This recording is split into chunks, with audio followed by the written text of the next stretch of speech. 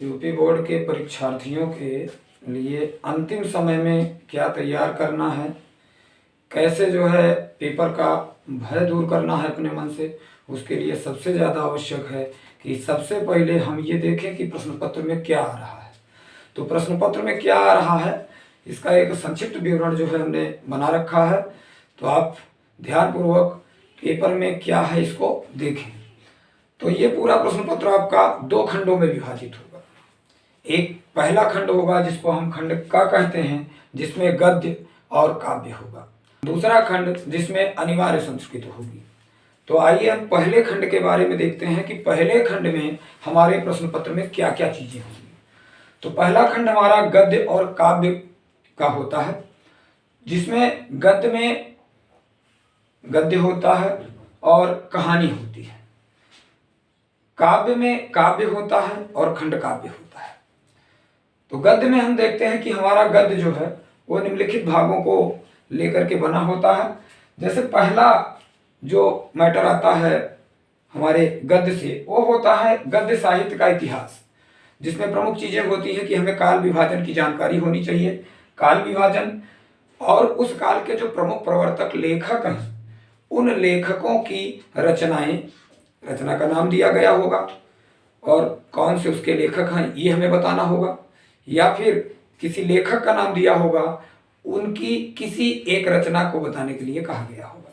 दूसरी चीज, एक गद्यांश दिया गया होगा, गद्यांश पर आधारित कुछ प्रश्न दिए गए होंगे, हमें गद्यांश को भली भांति पढ़ना है और नीचे दिए गए प्रश्नों का उत्तर देना है। और गद्य से हमारे जो तीसरी चीज आती है वो होती है कि जो भी गद्य हमारे सिलेबस में प्रिस्क्राइब हैं, उन पाठों के जो लेखक हैं उनका साहित्यिक परिचय और उनकी कुछ प्रमुख रचनाओं का विवरण हमें देना होगा।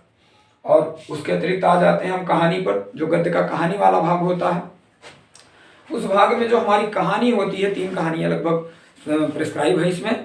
तो 3 कहानियों में से कोई एक कहानी, 2 कहानी दी गई होंगी और हमें उन कहानियों का सारांश अपने शब्दों में लिखना होगा। और कथा वस्तु का सारांश आप भली भांति लिख लेंगे, बिल्कुल किसी भी प्रकार के हिचकिचाहट या भय की आवश्यकता नहीं है। अब हम काव्य वाले भाग को देखेंगे। जो हमारा काव्य का भाग होगा उसमें काव्य होगा और खंड काव्य होगा।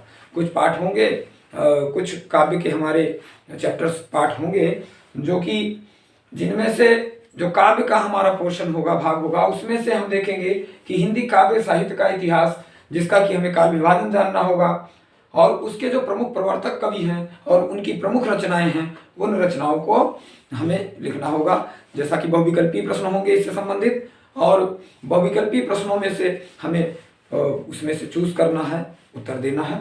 अच्छा, उसके अतिरिक्त पद्यांश होगा, यानी हमारे कुछ काव्य की पंक्तियां दी गई होंगी और उन पंक्तियों पर आधारित कुछ प्रश्न दिए गए होंगे, हमें उन प्रश्नों का उत्तर देना है।